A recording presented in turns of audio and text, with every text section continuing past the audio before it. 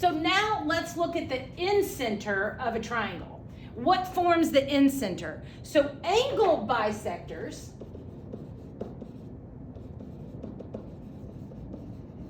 of the angles of a triangle intersect at a point called the incenter. So now this concurrency is the incenter. And how is the incenter formed? It's formed of angle bisectors. So angle bisectors make up the incenter. And now we'll watch what happens with this one. The incenter is always equidistant from the sides of a triangle. So PF is going to be the same length as PE, which is going to be the same length as PD, okay? So if you think about that, and you take a compass, and you put the pointy end right here, and you make this the same length, and you drew a circle around, it would form a perfect circle. So in the incenter, the circle is on the inside. So if you think about that, you can see then that these have to be the same lengths. So it's the radius of a circle. So if I want to, and I always think that's just so amazing. So if I want to list the angle bisectors, it would be PB is an angle bisector because it's cutting that angle in half. PC is an angle bisector because it's cutting this angle in half. And PA is an angle bisector because it's cutting this angle in half.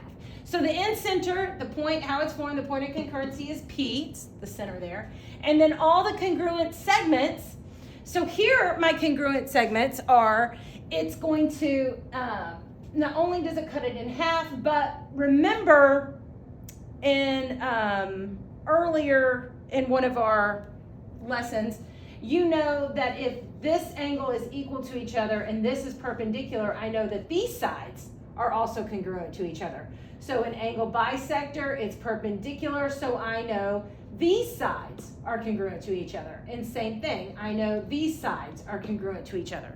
So that still does not leave us. That still applies to the incenter. So now when I list all congruent sides, I can say that AF is congruent to FC. I know that EC is congruent to EB. And I know that DB is congruent to DA. Okay, and you also know that PF is congruent to PE, which is congruent to PD. But, and that technically is a segment there. All right, so that's what your incenter is. Now let's talk about what it looks like algebraically. And how does that work when you are solving lengths in a triangle? So P is the incenter, so that means we're dealing with, incenter means angle bisectors. That's what that means. And we're going to find each missing measurement. So remember, this is perpendicular. It's already telling me that that's an angle bisector. So if OK is 17, NK is 17. All right? And now let's look at what it's asking. It's asking me for NP. So remember, these are all the same length because they're basically like the radius of a circle. So if this length is 8, NP is also going to be 8. In K, we already said was 17. PK, okay, well, again, this is also 8. So how would we find PK? Well, Pythagorean theorem. And what did Pythagoras say? He said if you square the legs, 8 squared plus 17 squared, that's going to give you the square of the hypotenuse. And so when we do that, I get 64 plus 289 equals x squared. When you add those together, you get 353 equals x squared. And then when you take the square root, x is going to equal 18.8.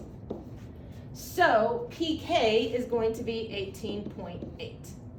And then LO, again, the same thing. These incenters are always going to be the same from the sides. From the center to the side is always going to be the same length if it's perpendicular, so that's 8. So again, I have Pythagorean theorem.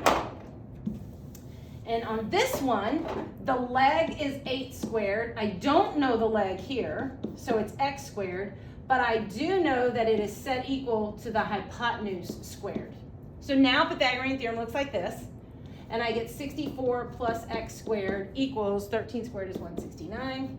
When I subtract 64 on both sides, I get 105. And then the square root of 105 is going to be 10.2. So LO is 10.2. So that's how angle bisectors work inside a triangle.